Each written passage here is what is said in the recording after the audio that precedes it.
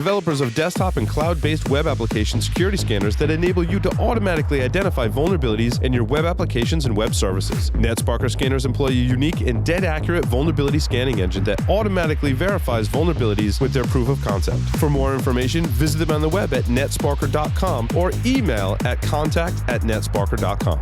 Recorded Future. They help security teams make more confident decisions faster. Recorded Future's technology automates broad collection and analysis of cyber threat data and delivers the rich external context you need to understand alerts and emerging threats. With real-time threat intelligence from Recorded Future, security teams respond to threats 63% faster and find undetected threats 10 times quicker. To get started, go to recordedfuture.com/securityweekly and sign up for the Recorded Future Cyber Data. Every day, you'll receive an email with the top results for trending technical indicators, cyber news, exploited vulnerabilities, suspicious IP addresses, and more. Subscribe today and stay ahead of cyber attacks.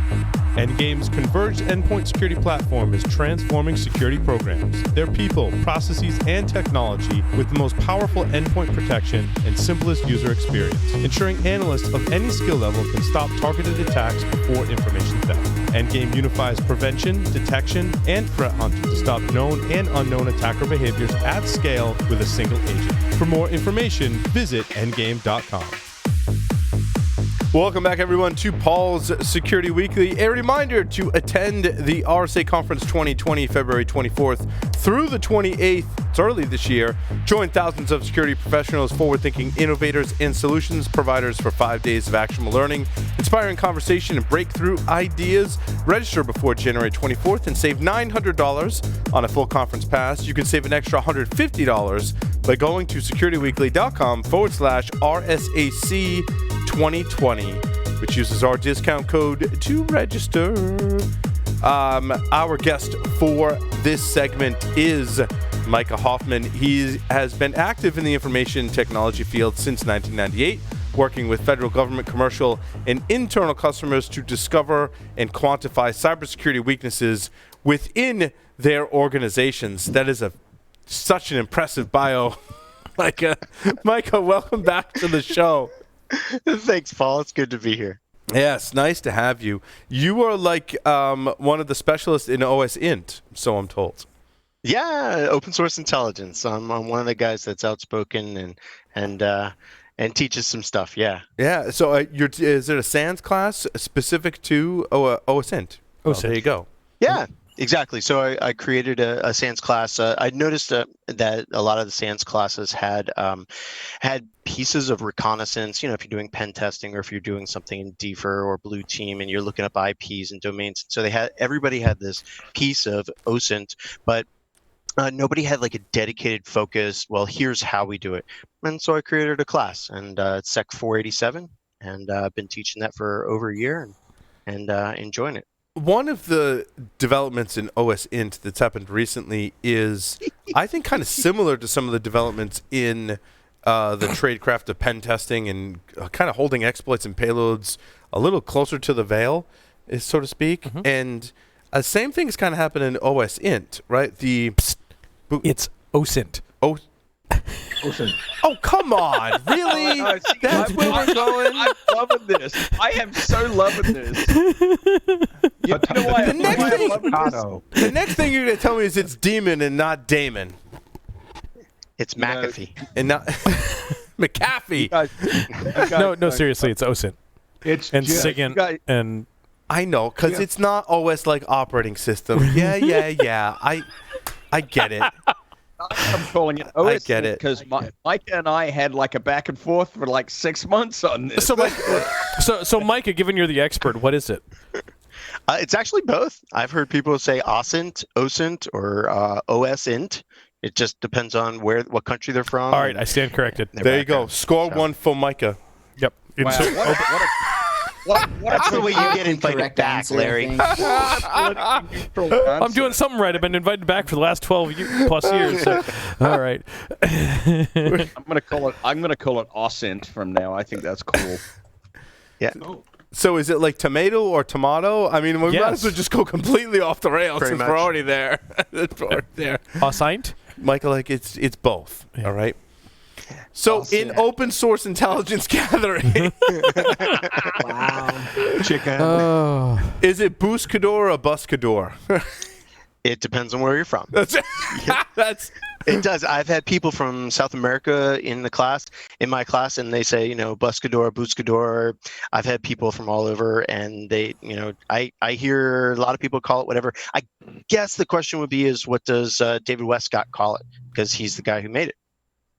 right. But then they took it off. They pulled it back. Is that so? What is this whole thing about? Like, I feel like we're going back to the days when we were on BBSs or before the internet, where I needed a copy of the Unix source code and like I had to know someone to mail me a copy of the CDs. I feel like we're coming full circle and going back to this with exploits and payloads and open source intelligence gathering. No, you're absolutely right, because there's like an expansion and contraction that's been happening. And in the last, I would say 3 to 5 years, a lot more people are sharing and publicizing open source intelligence online.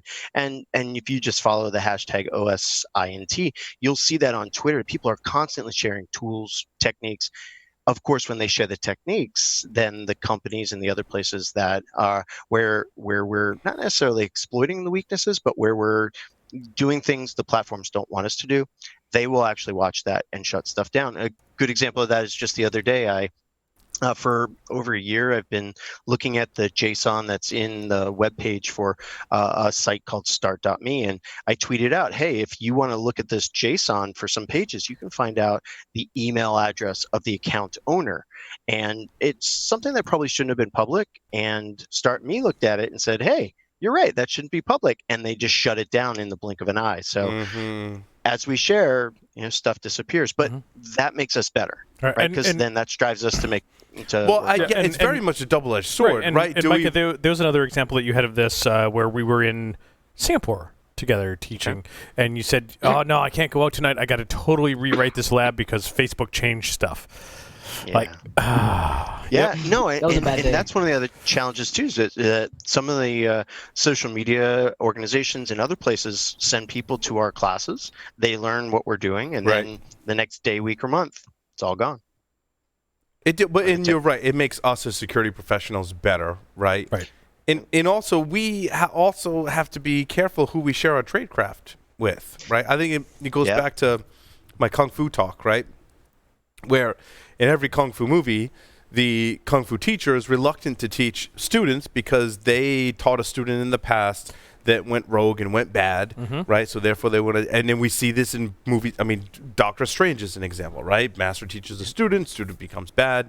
And I think we as security professionals also have to take on that responsibility that if we make it really easy for people to do OSINT, or however you want to say it. You want to say it OSINT? So I'm going to say it should be. I'm going to say OSINT. Make fun of me if you will, right? If your show, Paul, you do what you want. Hey, I'm going to say things wrong. And people can yell at me when they're driving to work in their car. That's not what Micah said to me, by the way. He's like, it's OSINT, Joff. I mean... So you're different, Josh. You're different. That he is. You're not Paul. But I think he likes Paul. If we look at pen testing tools and breach and attack simulation tools, right, we've seen examples where if it becomes a little too open, it can cause problems, and I feel bad for those that's happened to, because that really sucks. At the same time, it's kind of frustrating for us that want to learn and want access to these tools, and we have to use back channels to get them, right? And it's the same thing if we show our neighbor, hey, here's how you find out that other neighbors like all of their stuff, and then they start using it for bad, right? I personally, if you ask like who's been burned by that in the past, like I'm the first person to raise my hand, right? I shared an exploit with someone, and then the next week they're like, oh, look at this. And I'm like, like you didn't have permission to do that. Like that was my bad, my fault, right? Not going to make that mistake again. And so what you probably did is after that experience, you probably didn't share all of your stuff anymore. And that's what we find in Kung Fu. The master teaches the students 90% of the things, but keeps those special moves to themselves so they can always crush the student if they wanted to. And not that I want to crush people with OSINT, but same thing, there's a lot of stuff that we can teach out in the public. And then there's some things that we might keep to ourselves. It makes me think like things like the 5-point palm exploding heart technique actually do exist, and it's not just legend, but that kung fu teachers don't want to teach that. And I've like read some of my own teacher's books, right? That says, yeah, there's stuff we couldn't put, in this book, and it gives me hope that stuff does exist, like because I think it's really really cool. But you don't want people to use it in the wrong way, Tyler. Yeah. I think OSINT's one of the kind of the unique cases, though, right? Because OSINT is used in a lot of scenarios that's doing a lot of good. Things like trace labs, for example, where they're looking for missing people using OSINT. Yeah, Chris Hadnagy, right? Chris Hadnagy, yeah. So there's a bunch of different. Wait, sorry. We did an interview. What's the name of Chris's? Innocent Lives Foundation. Innocent Lives Foundation. Innocent Thank you, Micah. Lives, yes. Thank you. And Trace Labs was another one, but those scenarios where they're using OSINT for good, that puts it in a kind of a unique category where if we lose access to some of these things like Facebook Graph or some of the other really really popular tools and even data sets, that really limits a lot of what the OSINT community does until they find a new way around it. Or in some cases, Facebook's a great example. That's a pretty sole source amount of information that can't be really gathered in any other capacity from any other source, right? And so by limiting that 100% without providing, say, researchers or maybe law enforcement to some of those feature sets, I think that's kind of the differentiation between OSINT and, say, pen tests, where you get more secure. They come out with code, they come out with protections for a particular method or insecurity. OSINT can be used for both good and evil in a very specific way. Well, let's face it, Tyler, a lot of the things that we talk about and do can be used for good or bad, right? And it's a real ethical dilemma. It's an ethical dilemma that we all have. Mm-hmm. I read this just recently, right? I was reading a researcher article about talking directly to the API that's locally on a Google Home device. And someone had reverse engineered all the calls. And they're like, it's bad because you can get a list of adjacent Wi-Fi networks. You can get a list of adjacent Bluetooth networks. I'm like, that's really cool. I got one of these devices. I want to see what's happening. Well, apparently someone from Google read that same article, right? And now there's authentication in front of the calls that could potentially be used for harm, right? And I think we've run into this all the time. What's our moral responsibility when we've all seen it I'm coming to the terms with the OSINT. I get it. Open source. It's GIF versus GIF. Right? I get it. Right? OSINT, I think, is more appropriate. But in OSINT, we see these things that we can collect information. And, is it a vulnerability or is it the way they want it to work? Is it supposed to be that open or not? Who are we to judge? And then when we publicize it, someone that is responsible for that goes, oh yeah, that's probably could be bad. Let's shut that down. And should they? Well, go ahead, Mike. It even goes farther than that, because if you think about the example that Tyler just gave with Facebook, when Facebook changed the graph search back this past summer, a whole bunch of OSINT people and just law enforcement people in general were like, oh my God, all my cases are now stagnant, or I can't get more information on this group or these people because Facebook's not giving me access to the data. And on the other hand, if you look at it, Facebook has just increased the security. When it increases security, it decreases our ability to do open source intelligence because that stuff's not open anymore. So on one hand, as a private person and a person maybe with a Facebook account, you might be like, yeah, this is great. Professionally, though, it's annoying as hell. And it kind of, you hesitate now to write something against someone's API. I mean, in the tools we've talked about in running not hacking applications, we interface with a lot of APIs, and they change all the time. Facebook's Graph API is one that's changed there's so many changes, and it's horrible to work with. God, I have battle wounds from that, right? And so us as attackers, now I don't know if I want to talk about this, right? But now we're so when I register an API key, that's a thing, and they can deregister my API key and cut off my access. So what if I don't get an API key and I'm just back to scraping? The only thing they could potentially tie back is my IP. Well, if you look at research that was published this year, specifically from BHIS, you can use Amazon's API gateway and or Lambda functions and rotate your IPs very nicely. So do we just quietly, or maybe now that I'm saying it out loud on the show, not so quietly move to just scraping? And I tell you what, for my own legitimate application, close your ears, YouTube, I've moved to scraping for some of my stuff because I don't want them to tie it back to me, because I don't want to live with their limitations and their quotas, because everyone's got to have all these quotas, again, for the same reasons we're talking about, to prevent abuse, right? I'm just going to move to scraping and rotating my IPs. Let's take that a step further and play the devil's advocate of maybe there's data sets that exist that look at, a good portion of the net flow over the internet.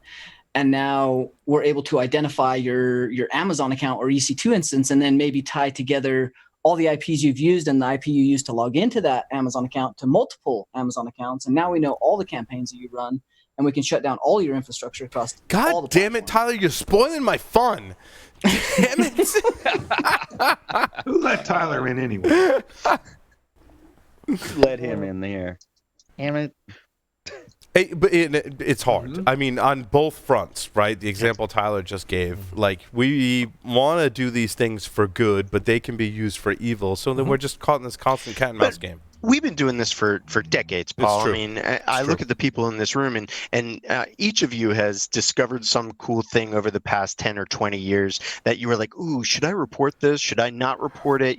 Is the benefit of me closing this door or closing this vulnerability or this information, shutting this information off to help secure the world, does that outweigh my personal goals or my professional goals here?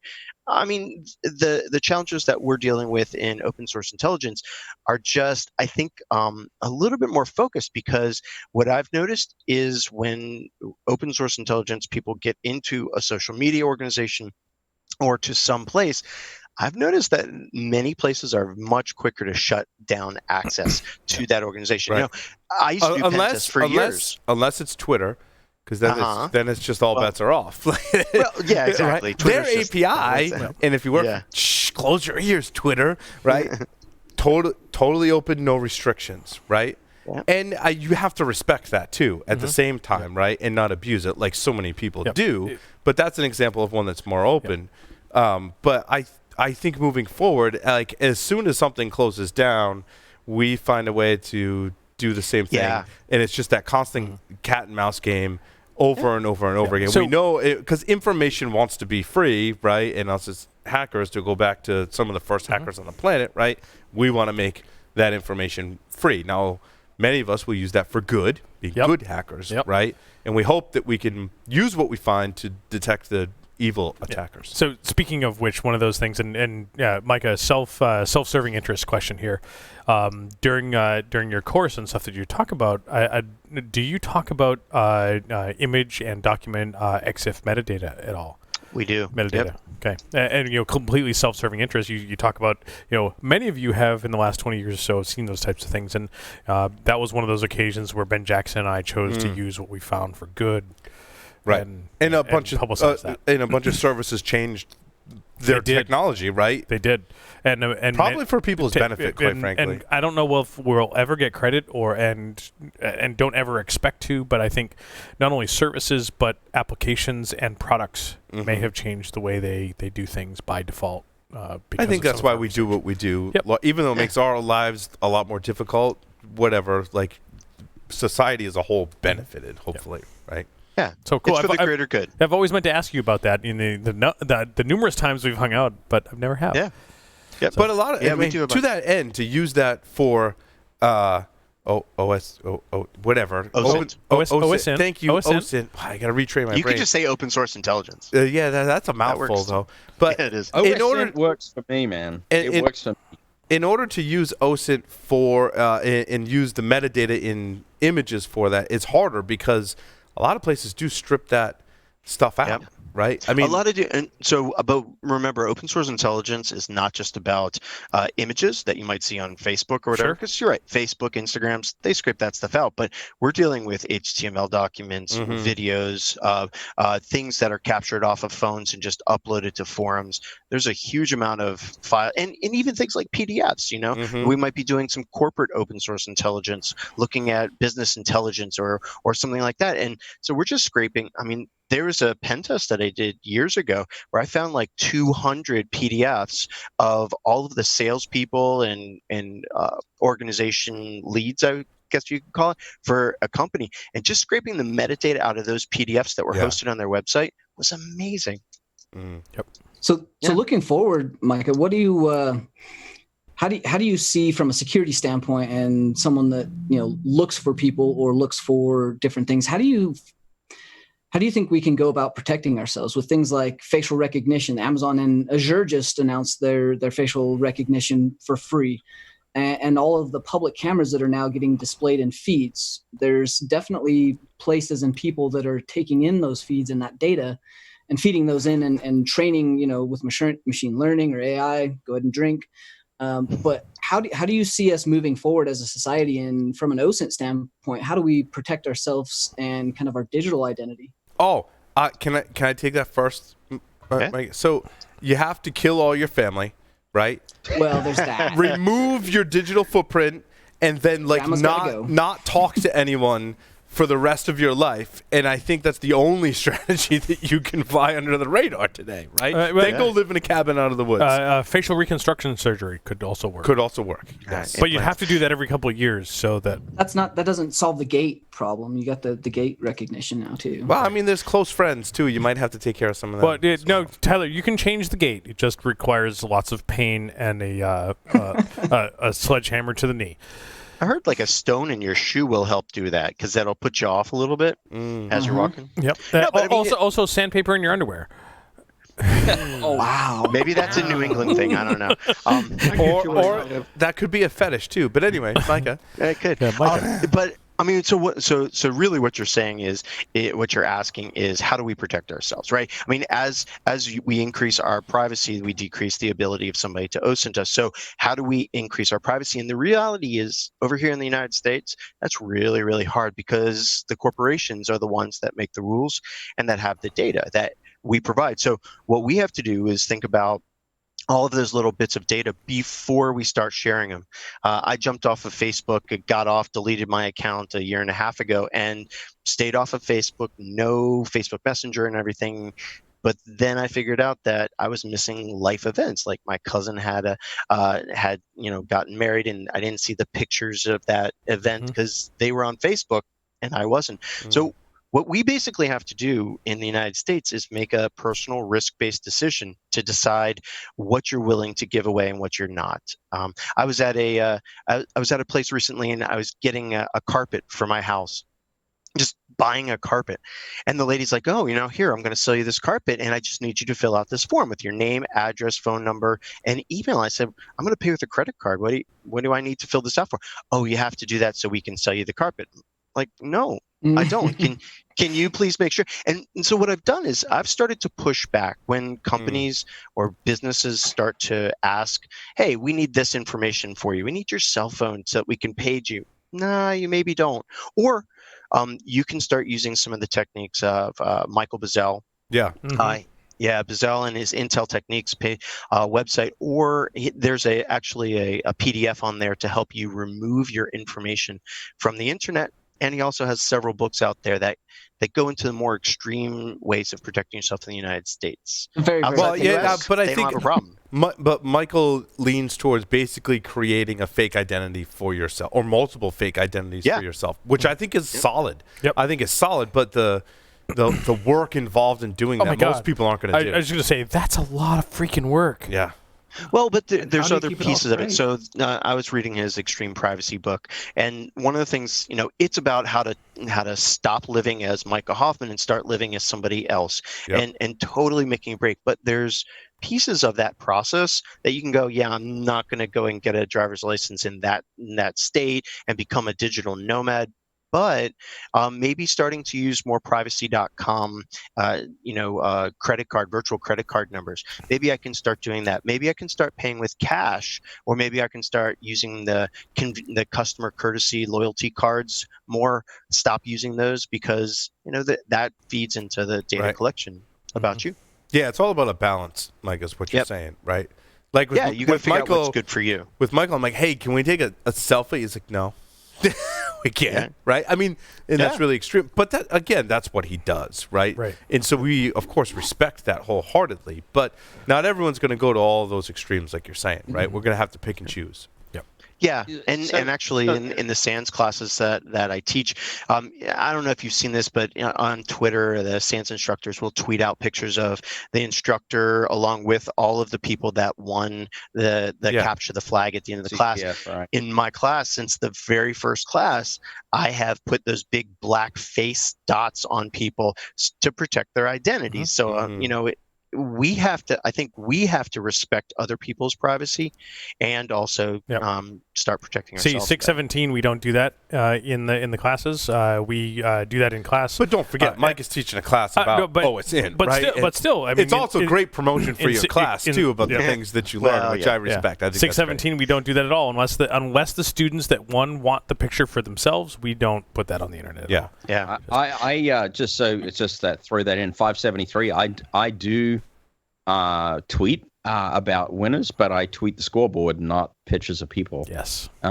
Which is fairly generic. Also, I just want to make one comment, Micah, that you sort of reminded me of, and that is this tendency of a lot of brick and mortar vendors to change their checkout systems to ask you, and this is a very surreptitious and sneaky method, to ask you for a print or an email receipt. Print. And if you select email, of course, you have to provide them an email address. And I find that a really kind of dirty trick, right? Because a lot of people will fall for that and not think about the privacy implications of providing that data.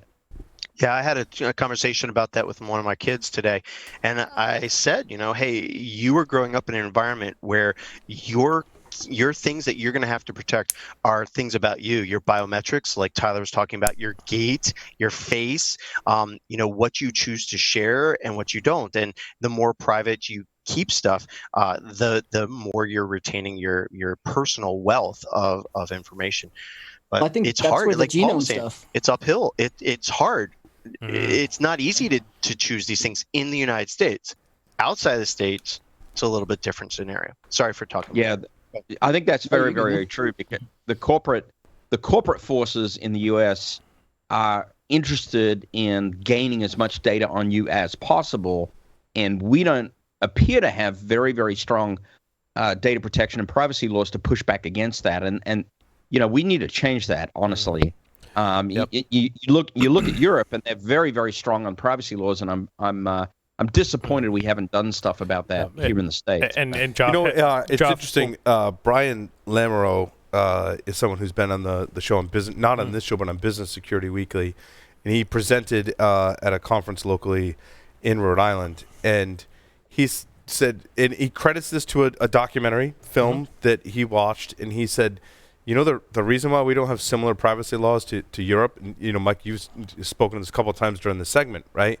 And Brian's like, look, we were just about ready to pass something pretty similar to like GDPR and privacy laws that they have in Europe. 9/11. Right around the time of 9/11, just before 9/11. And instead, Patriot Act. we got the Patriot Act. Yep. Yeah. Yeah. So we lost a lot, but it's not just that. I mean, that's right one now, thing. Yeah, I agree. Yeah, that's a huge thing. Right. And when it's kind of like breach data, right? Or breach funding. When you're in an organization in a security department and you're a cyber department, and you're like, hey, could we get some money for this? And like, no, we can't do that. Right. But you have one ransomware attack, and now the floodgates open. That it was that way after 9/11 with our privacy. In order for the greater good to be accomplished, but they never turned it back. Yeah, greater good meant frankly a lot of civil rights abuse, and you're right, we haven't been able to turn it back, and that's a battle yet to be fought. But on top of that, you have people willingly giving away this data, signing up for loyalty cards, putting their genomic sequence inside of a database that they don't control or know who's purchasing or buying, and you can't really control your family doing that as well, which is usually enough. Right. Again, back to the point, like you got to kill your family off if you really want privacy, right? That's another great example, Tyler. But Paul, you can't even kill your family off, because if they've put their DNA into one of these database systems, I mean, they can the police can find you through your cousin's DNA if they were sent it in. It's And that's the thing, is that some of these things that we are losing, there's no way of getting this stuff back. It's not like I can go and change my DNA. This is not Futurama. It's the real world, and that's some of the hard stuff. I can change my email address. Sure. I can't change my fingerprints. It's the future stuff that we're not considering. Yeah, I mean, you can change your fingerprints easier than you can change your DNA, right? Yeah, I mean, unless we're living in the Marvel universe, like you can change your fingerprints. It's really painful, but you can also allegedly change your DNA with CRISPR, and according to the author there, that Daniel Suarez, you can change your DNA in the future.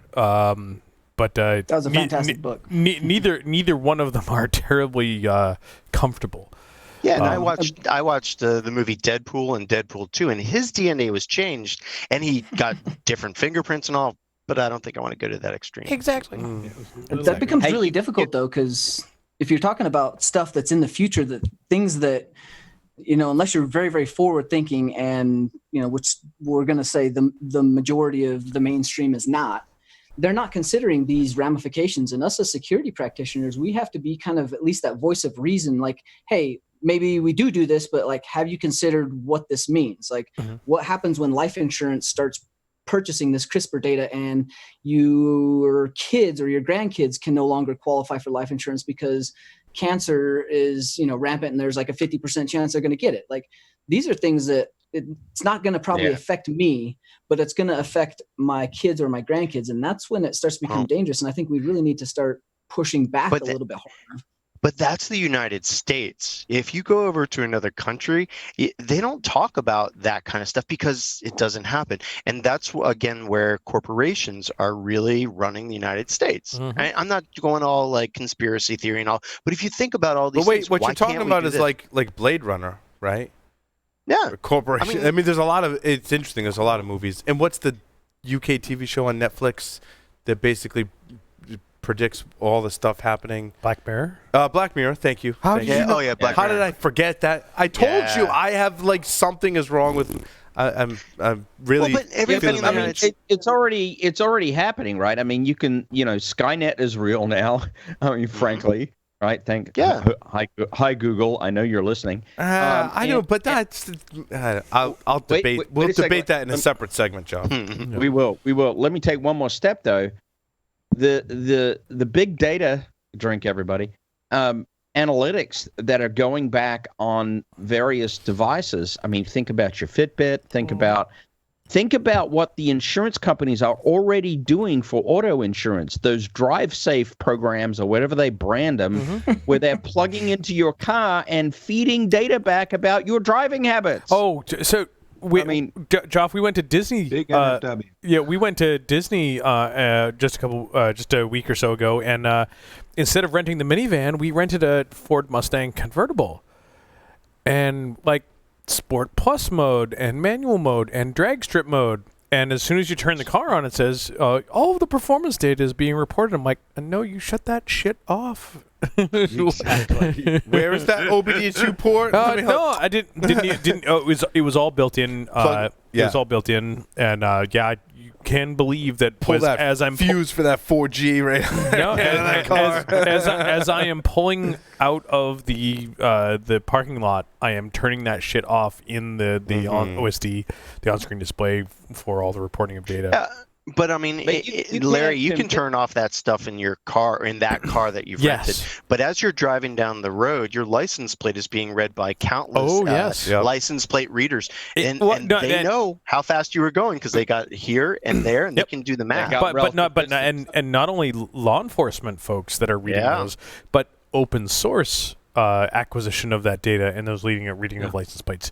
Don't think I don't have one. You mean of those open in front source of my house. like data breaches and now it's on the internet? Because that happened. You can gain access to multiple databases that will do that lookup, and there are open source applications with very inexpensive hardware that you can do license plate like recognition with. Look, the part that I didn't state clearly enough is the deception that's going on, that what is sold as a safe driving program is in fact a customer risk assessment program.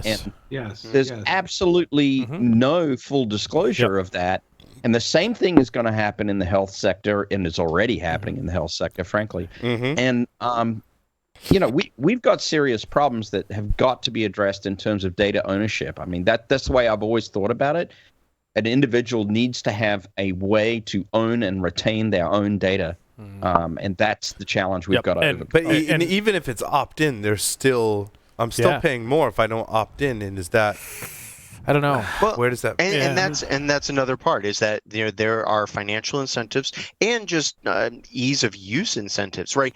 You have an iPhone; it's so much easier to just hold it up and do that Face ID than type in a 10-digit numeric passcode, and so people opt for the easy way, right? Yep. And thinking it's more secure, not realizing that they're giving their face geometry to Apple, to a third party. And Tyler and I have had the opportunity to work with a very large retailer with multiple brands that does an amazing job of near real-time analysis of customer shopping data.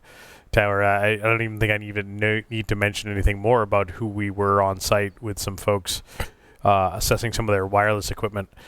And with Bluetooth beacons and stuff like that. Just the amount of data across all of the technologies that they have implemented in their stores and within their apps. Time hovering over a shelf. Like, how long did they sit and look at two brands, or how long were they in a section of the store? Yeah, my classic story that I do in 617 is, if you're using their app in their store, they can tell that you're standing in front of the Charmin, and that they have thousands of cases of Scott tissue in their warehouse, and they need to unload that shit now, pun intended. But does that? And they will give you a 50% off coupon because they can tell you are literally 2 feet away from the. But this Scott is an tissue. interesting point that we deal with, right? Can you achieve similar, or pretty close, or the same results by anonymizing the data? Like, do you need to know that it was Paul, or do you need to know that so many people stood in front of the Charmin versus the Scott to make the decision as to how to? And believe me, I'm all for using technology and the buzzwords of AI and machine learning to improve your business, right? But do I need to know it's Paul versus Larry? Yeah, they do, because they have your phone number, or they have some app on your phone that they can give you right now a 50% off thing for Charmin or Scotts. Financial incentive is what forces them exactly, and then get you to switch brands right there. Yep. Yeah. That's part of the reason they're not so hot on the tokenized credit cards, because they can't do the tracking back to the user, because remember, it's a generated number for every transaction. They can't do the loyalty. But if you use the loyalty card at the same time you use that tokenized card, game over. Yep. And this is why I leave my mobile phone in the truck whenever I walk into a shopping place, because I just don't want that to happen. Even the anonymized data, like even the ability for a lot of the data sets and services that you can gain access to when you're doing the OSINT professionally or analyst work, you can correlate that anonymized data to say things like ad tracking data. You can correlate that ad tracking data with an ad ID or certain SSIDs that have been seen with other data. And then you can pinpoint, pretty accurately people's whereabouts, daily habits, and or where they typically go. Yep. Yeah, and at the end, all of this, people are still sharing way too much stuff around the world. There's something that I talk about in my classes and in other places. The Untapped beer drinking app. Mike, I was going to ask you to talk about this case study. Yes. Wait, what is this now? Untapped. So Untapped. I've heard of that app before. Yeah. Yeah, so essentially you buy a beer, you drink the beer, and then you take a picture of it using your app, and you say, oh, this beer is 5 stars, and I drank it with Paul and Larry at this date, at this time, at this location, and then you do it again and again and again, and that data by default is public.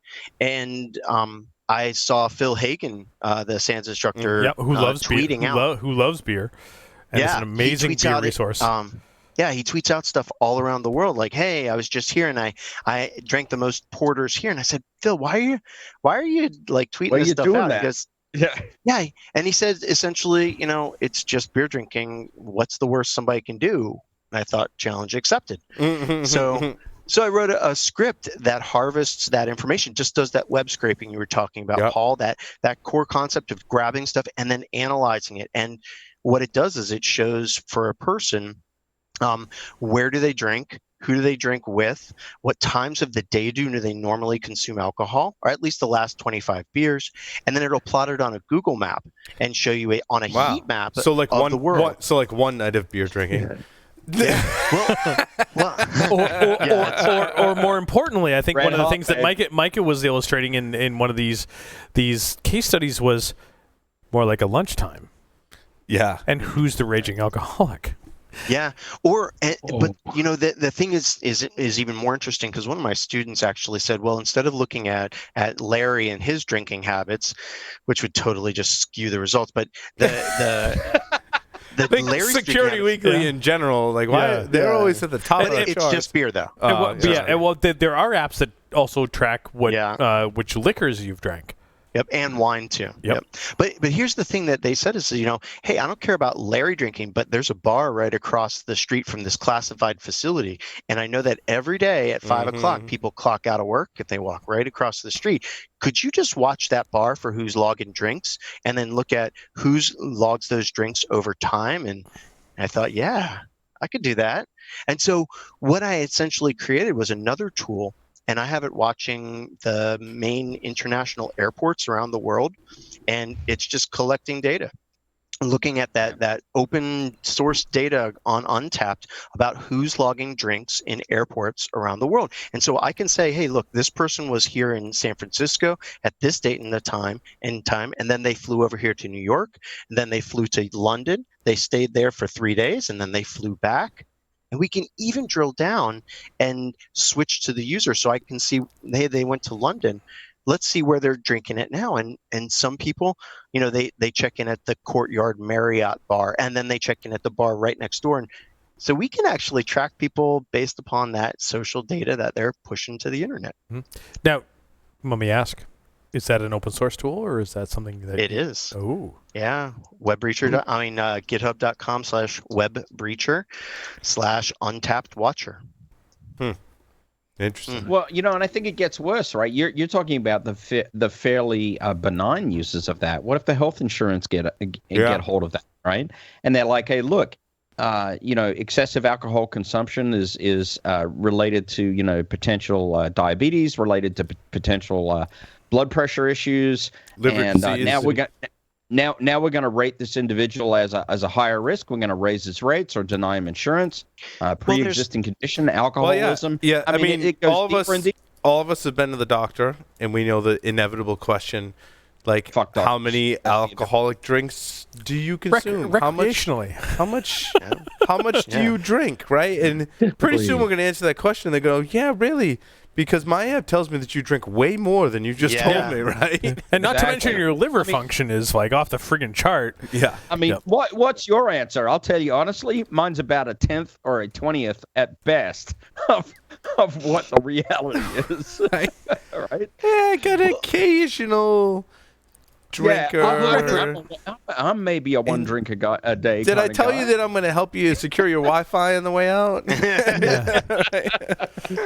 Hey, Michael, what are you using to correlate all of your data? Are you using something like data.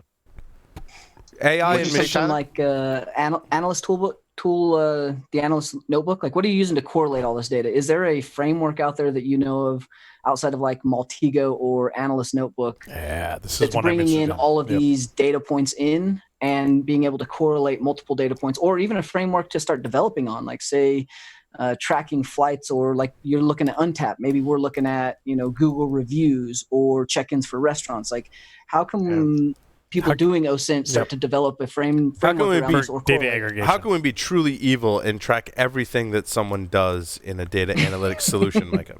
Yeah. So Tyler, if you want, I've written a tool that you can purchase. No, I actually did write a tool to scrape Yelp.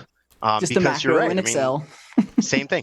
No, but it really depends on what you're doing. I mean, you could harvest this data. My tool, the Untapped Watcher, which is free, it exports stuff to a SQLite database, saves it in a SQLite database, and you can make CSVs, which then you can suck into like Elastic or Splunk to do that cross-platform data correlation. And when you have stuff like that, and you pair it with breach data, and you pair it with other data, and do that data augmentation, you can make some pretty neat connections. But so I don't know of one single platform that's easily available. So what you're saying is that your $1 billion idea is that you need to have a framework for correlating all of the data from all these disparate sources for.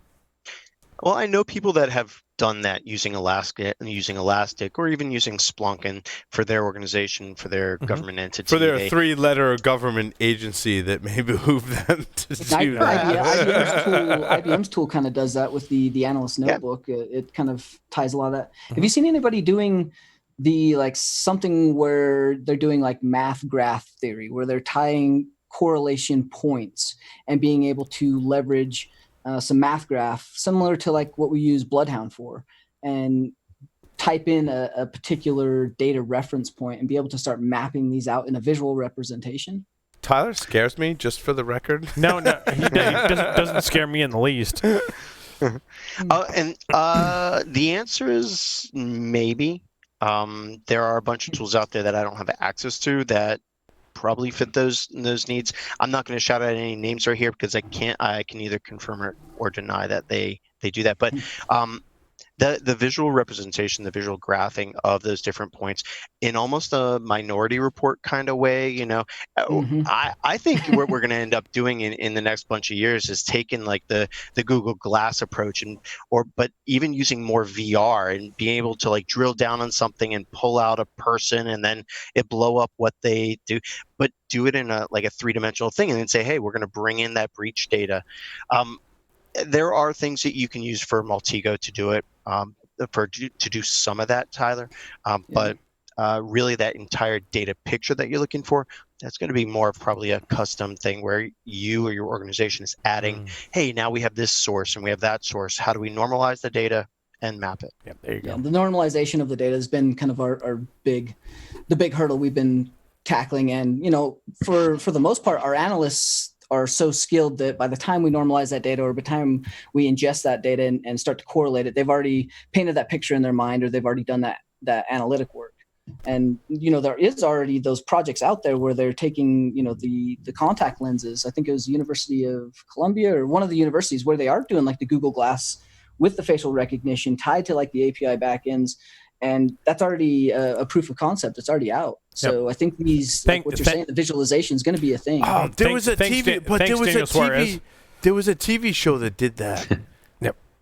Oh, what was it called? No, Lee, you had they had developed that computer, and they could correlate all the points and understand who it was. And they had the Belgian Belgian attack dog guy. It was non-real time though. With the real smart guy. What show was that? I don't remember what show that was. Lee, it was a TV show that did exactly what you guys are.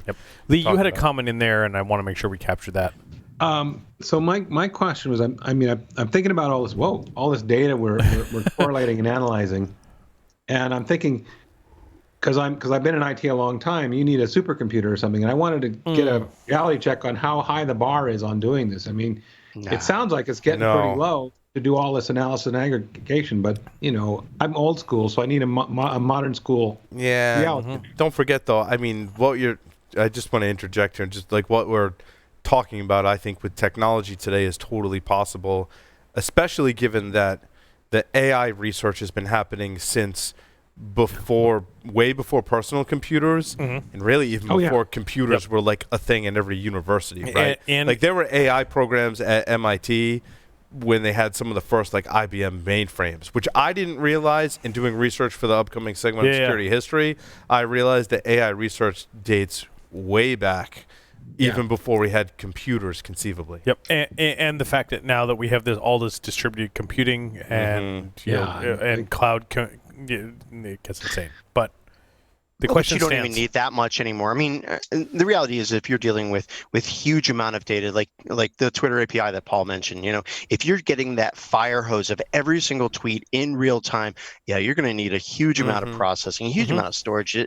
But the reality is that most of us are taking static data sets. Like in New York, there's How's My Driving .nyc, which is a essentially a web page that you can go type in a license plate, and it'll tell you what tickets that license plate has been tagged to. No way. Because yeah, exactly.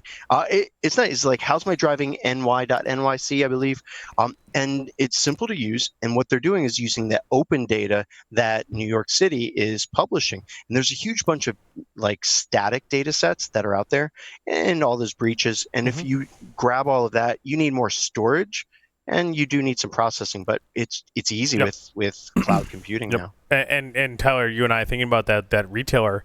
They're doing near real time, and by near real time I mean like within seconds, processing of data with massive data sets, like petabytes, multiple hundreds of thousands of petabytes of data. Yep. Well, I think it wasn't all that long ago when. Sorry, go ahead. Go ahead, Lee. Oh, I was about to say, Lee, and everybody, I think the thing to observe is, back in the day, we had to buy or acquire somehow the computing resources to do this sort of work. Yeah. Now you can rent it, and you can rent it quickly and expediently. That puts us in a way different place, right? Yep. And you can scale it as long as you have an algorithm you can run, and it fits certain parameters. You can scale it out and run your analysis at the drop of a hat. It's just a matter don't forget, you can also build it physically way cheaper than you could. Yeah. Oh yeah. It's a different world. What Moore's law, right? Lee. Yeah. Oh, now CRS happened. I got so excited in the answer. So excited, I can smell it. Mike, have you answered 5 questions with Security Weekly? I have not, but before I do that, I did just want to. Please do. I just wanted to give a shout out back to open source intelligence. There's a huge amount of data that's out there, and there are a lot of people that are teaching other people how to get at that data. And so myself and a bunch of my... And might you say that they might be curious about OSINT? It's interesting that you put it like that, Larry, because myself and some of my colleagues this past year have created a nonprofit called OSINT Curious. It's either osintcurious.com or osintcurio.us. And it's a website that has great blogs for open source intelligence, just giving away information. We do webcasts and 10-minute skill tips. So if you're a pen tester, if you're a blue teamer, if you're a DFIR person, if you're an OSINTer, or just somebody that's a normal person, non-cybery, come out there, because it's very much like the red team, blue team. Yeah. By understanding what people are finding and how they look for it, you can better judge what you want to share. No, totally agree. Agree. I wasn't going to let you go before we mentioned that, by the way. So all right, cool. Glad you did. No, I have not done the 5 questions. Hit me. All right, let's do it. Security Weekly, 5 questions, 3 words to describe yourself. I would say intense, inquisitive, and passionate. If you were a serial killer, what would be your weapon of choice? Well, I'm thinking saran wrap. Very nice. If you wrote a book about yourself, what would the title be? I'm going to say Making and Seizing Opportunities. In the popular game of Ask Grabby Grabby, do you prefer to go first? Sorry. You've studied your whole life for these questions. I was going to say, in Singapore, you let me go first. Well, we were on the other side of the planet. The rules are different. The rules are different. Those are Singapore rules. Fair enough. Which usually end up in jail. Fair, but not in Singapore. But Singapore, those rules don't end you up in jail, but other rules get caned. Yes, get caned. Those rules end up in a massage parlor in Singapore. Anyway, keep going. Just be careful of the upgrades. Be careful of the upgrades. Choose 2 celebrities to be your parents. Joff? Alive, dead, fictional, or otherwise. By proxy, Larry. Very nice. Yes. All right. I'm going to pick Mandy Patinkin and Allison Brie. You got us Googling. Wait. I don't know who either of those people are. So. I know Mandy Patinkin. Allison Brie? Mike is like, Mandy Patinkin's on Homeland. He's also Inigo Montoya in The Princess Bride. Yep. But Allison Brie. Allison Brie from Community? You ever see that TV show? No. Cool TV show. Yeah, and she's also married to some important dude. Take a look her up.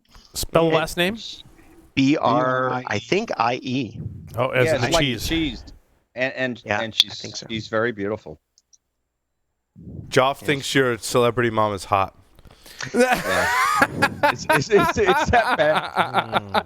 Joff has Oedipal issues with my mom. Okay, well, I mean that's usually how it goes. That's usually how it goes. You have edible Yeah. issues with your mom because Yeah. Micah, thank you very much for appearing on Paul's Security Weekly. Yep.